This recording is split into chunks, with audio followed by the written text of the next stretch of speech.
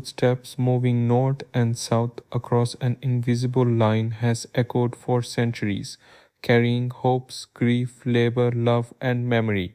And if you listen closely enough, you can still hear those echoes in the stories told at kitchen tables, in the songs hummed by grandparents, and in the quiet pauses when someone remembers what was lost and what endured.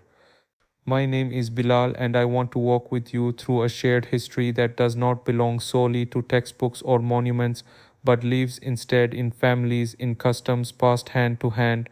and in the identities of people in the United States and Mexico who have grown older watching the past shape the present in ways both subtle and profound. Long before borders were drawn with ink and enforced with fences, this land was home to indigenous nations whose trade routes, spiritual beliefs, and family ties stretched from what is now the American Southwest deep into central Mexico, and even after conquest, colonization, and the rise of modern nation states, those ancient connections never fully disappeared but adapted, hiding in language, food, and ritual. When Spain imposed its empire, it did more than claim territory. It layered new identities onto existing ones, creating a mestizo culture that blended indigenous roots with European traditions,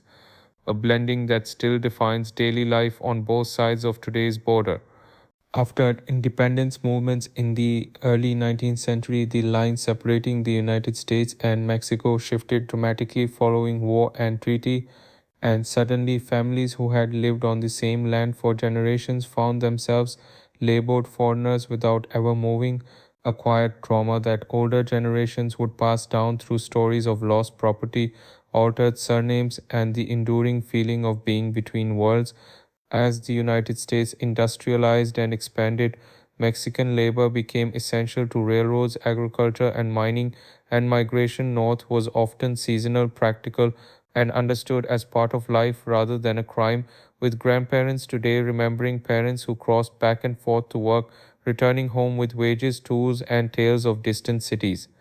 The 20th century intensified these movements, especially during times of war and economic upheaval, when programs like the Bracero Agreements formalized labor migration while still leaving workers vulnerable, their sacrifices acknowledged quietly within families but rarely honored publicly, and many older viewers may recall uncles or neighbors whose bodies bore the marks of that work long after official contracts ended.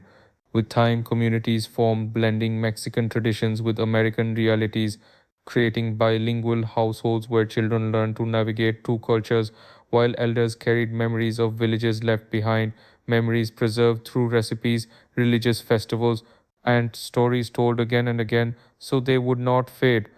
Yet history is never only about creation, it is also about loss. And as immigration policies hardened in the late 20th century, families that once moved freely found themselves divided, with some members legalized, others undocumented, and older parents watching with worry as laws they did not write reshaped their children's futures. Cultural identity in this space became something negotiated daily, not chosen once, as people balanced pride in heritage with the need to belong, teaching grandchildren where they came from, even as those grandchildren spoke a different first language and imagined a different future.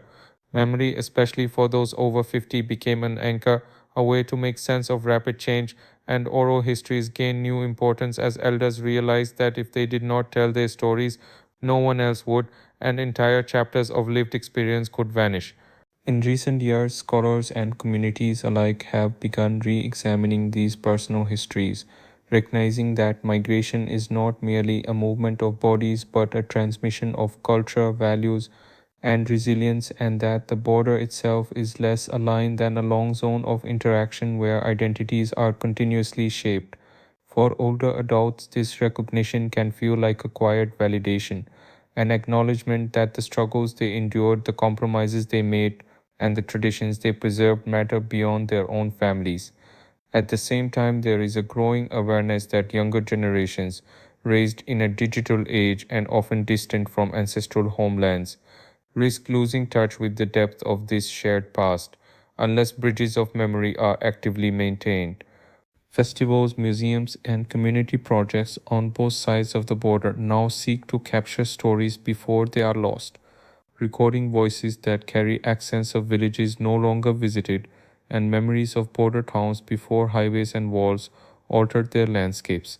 These efforts remind us that history is not finished, that the choices made today about inclusion, respect, and remembrance will determine what future elders recall when they look back. For those who have lived long enough to see cycles repeat, there is both sorrow and wisdom in understanding that fear and hope often travel together, and that resilience is built not in grand speeches but in everyday acts of care, in parents insisting their children learn both languages, in grandparents teaching songs that hold the rhythm of another place. Culture survives through such acts, and identity remains flexible yet rooted, capable of absorbing change without dissolving. As the United States and Mexico continue to redefine their relationship in political terms, the deeper relationship between their peoples persists, shaped by centuries of shared labor, conflict, affection, and exchange, and it is within families that this relationship finds its most enduring expression. Looking ahead, the responsibility of memory increasingly rests with those who have lived through transition, who remember a time before certain divisions hardened, and who can offer younger generations a sense of continuity rather than nostalgia, showing them that identity is not about choosing one side but about understanding the threads that bind many experiences into one life. As we reflect quietly on this long journey from ancestral pathways to modern cities, from whispered stories to recorded histories, it becomes clear that preserving these memories is an act of care for the future, a way of ensuring that complexity is not flattened and that humanity is not reduced to categories.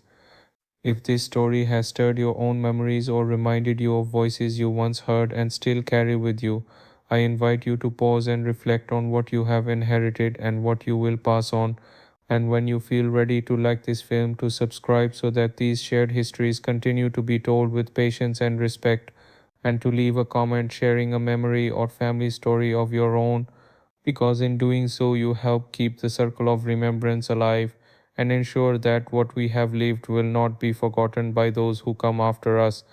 Sources: academic studies on US Mexico border history and migration, historical records of indigenous trade networks and Spanish colonization, research on the Bracero program and 20th century labor migration, cultural analysis of border identity and oral history preservation, demographic and cultural scholarship on Mexican American communities and transnational families,